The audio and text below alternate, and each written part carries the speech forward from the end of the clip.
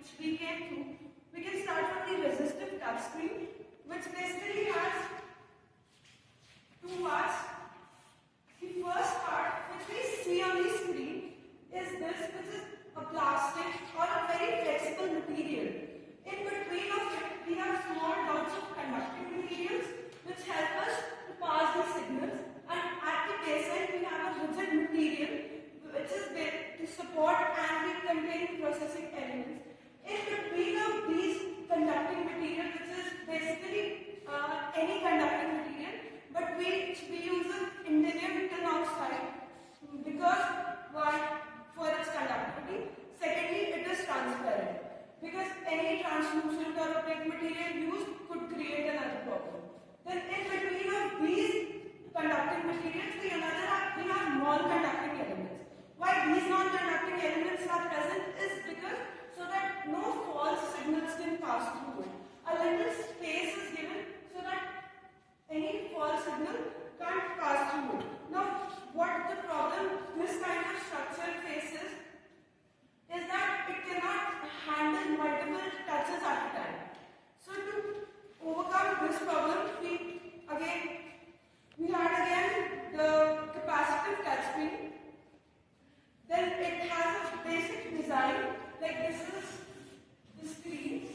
It will have a grid. In this grid, one set of lines will be the driving lines, which will pass the current, electric current, and the other set of lines will be the lines which will sense these current. Now, the point of intersection of these lines has the electrostatic field. When the user will touch it, like suppose this is the screen and this is my finger, when I touch it, the human body also has some capacitance, and this being a capacitive touchscreen, our current will not pass through our body, but it will use it as a medium to redistribute the charge and distort the electric field present at this point, and the distortion of this electric field will further ensure the actions which will happen. These type of touchscreens are basically this is very basic. Then these are like TFT touchscreens, thin transistor film touchscreens. In this we also have the basic LCDs which we see on our microprocessor kits in our. Then we have IPS LCDs and various other. But what the main problem we have is the battery life is not good because even to display the black color when it is off, it is consuming energy, which is not required, because if I am not using a device, I will not favor my battery is being consumed. So now we have moved to other technologies such as OLEDs and AMOLEDs. What is OLED? OLED is basically an organic light emitting diode. Here we use organic materials like carbon. When light falls on them, so what current is produced, and then the end process remains the same of all. But the benefit it has over this is OLED has over LCDs is that because there are diodes are being used, so even when we are not using it, the electricity is not passing over there, they are automatically black. It is their nature to be dark in color when they are not in use. Hence, when we are in sleep mode or when we are in off mode, the energy is not being consumed at a continuous rate.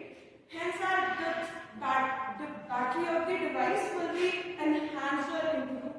Second thing is the LEDs. Due to the use of LEDs, we have a better clarity, a picture quality is enhanced, and then a more advanced version of this is AMOLED, and then we have Super AMOLED.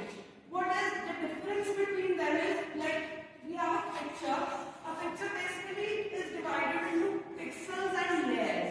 Like if I am a picture, I have 3 layers, red, green and blue, and each layer is further divided into like pixels. If this is my red layer, so kind of a matrix it is. What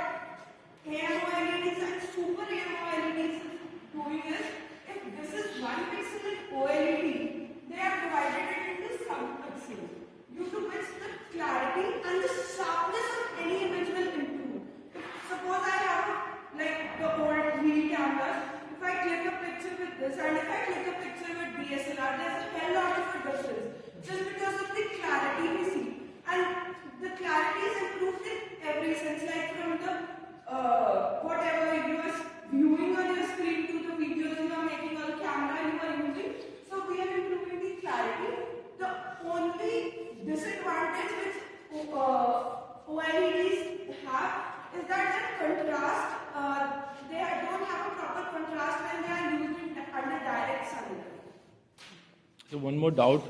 You must have heard about, whenever we go through any specs of a particular cell phone, they mentioned that this particular is one is a TFT display and another one is the LED display. So basically, are these two displays, TFT and LED, are the different ones, or are they the same exactly? No, TFT and LEDs are the different one.